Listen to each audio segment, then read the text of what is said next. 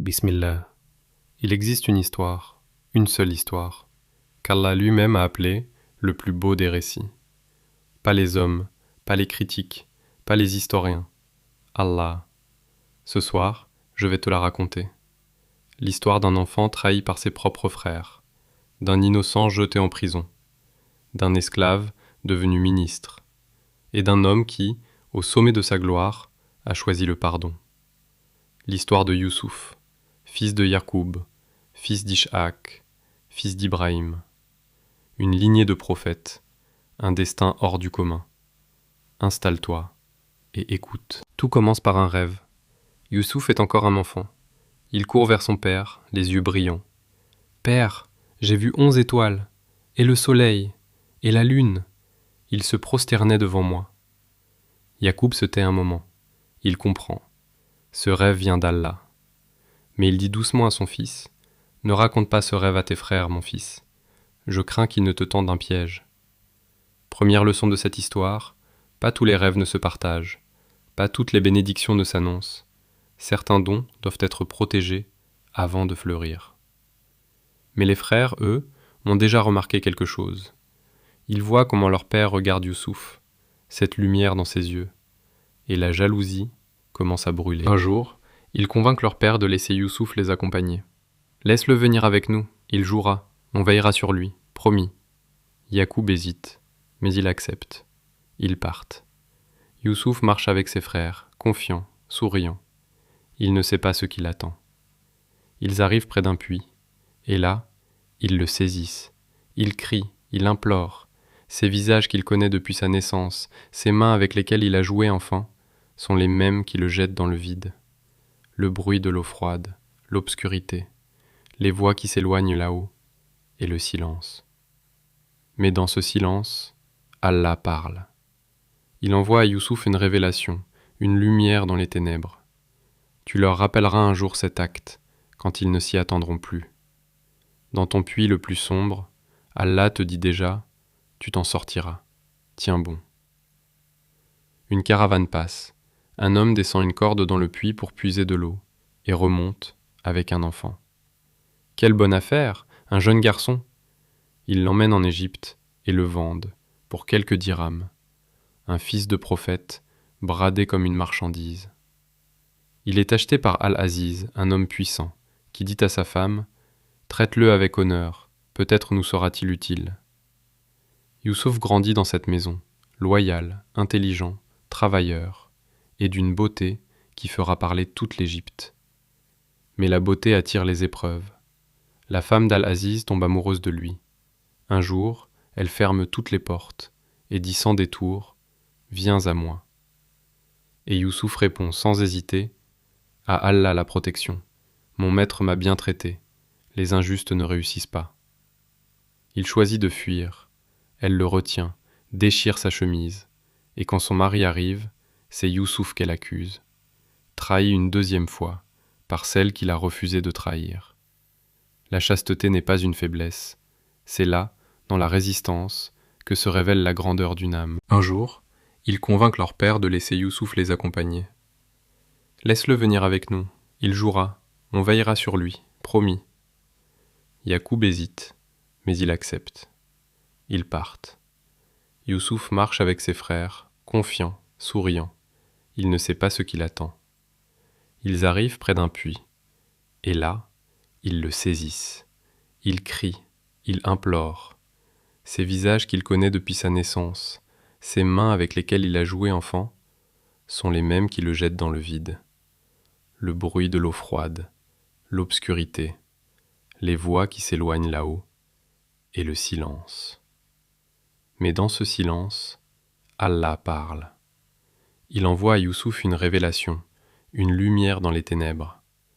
Tu leur rappelleras un jour cet acte, quand ils ne s'y attendront plus.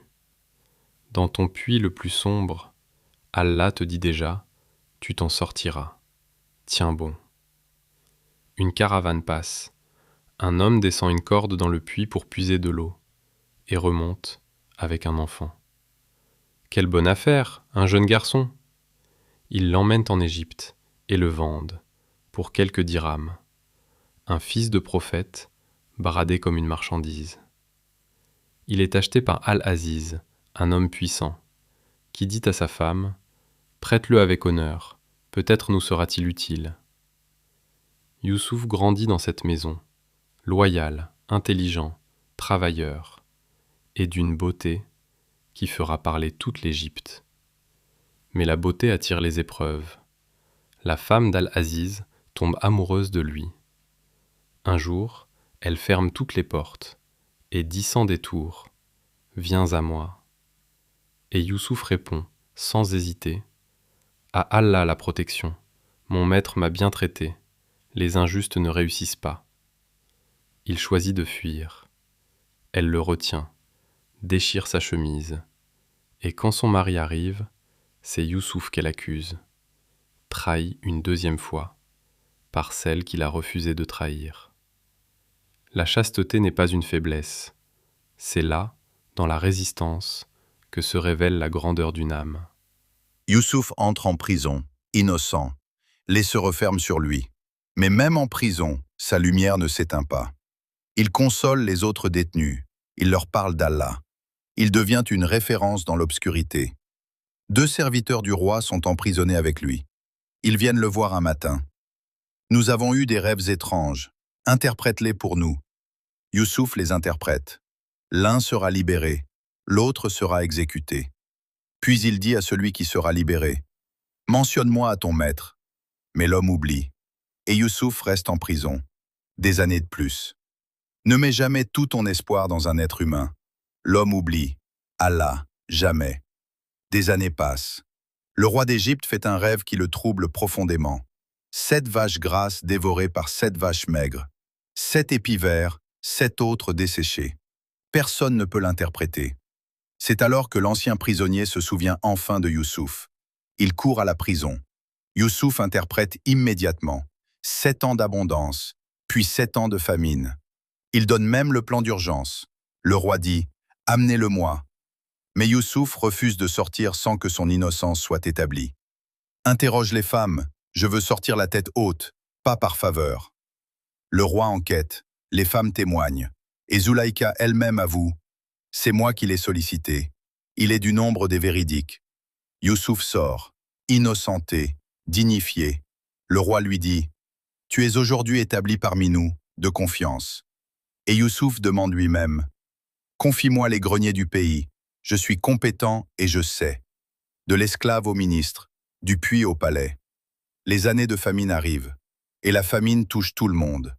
Jusqu'en Canaan, la famille de Yacoub souffre.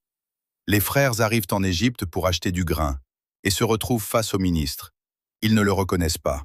Mais lui, il les reconnaît immédiatement. Il ne se venge pas. Il leur vend du grain. Il glisse secrètement leur argent dans leur sac. Générosité cachée envers ceux qui l'ont trahi. Puis vient le jour où il ne peut plus se retenir. Les larmes montent, et il dit « Je suis Youssouf ». Silence, stupeur totale. Les frères sont terrifiés. Ils balbutient « Par Allah, Allah t'a vraiment préféré à nous, et nous avons été fautifs. » Et Youssouf, au sommet de sa gloire, de son pouvoir, de sa dignité, répond « Pas de reproche contre vous aujourd'hui, qu'Allah vous pardonne. Il est le plus miséricordieux des miséricordieux. Pas de vengeance, pas d'amertume, pas de rappel des années perdues, juste le pardon. » Il leur donne sa chemise. « Posez-la sur le visage de mon père, il recouvrera la vue. » Yacoub, en Canaan, sent l'odeur de son fils avant même que les messagers n'arrivent. Je perçois l'odeur de Youssouf. Quand la chemise touche ses yeux, il voit à nouveau. Toute la famille rejoint l'Égypte, et les parents se prosternent devant Youssouf. Le rêve d'enfance, les 11 étoiles, le soleil, la lune, accompli. Youssouf lève les mains au ciel et dit « Seigneur, tu m'as donné le pouvoir, tu m'as enseigné l'interprétation des songes. Fais-moi mourir en soumission, et rejoins-moi aux vertueux. »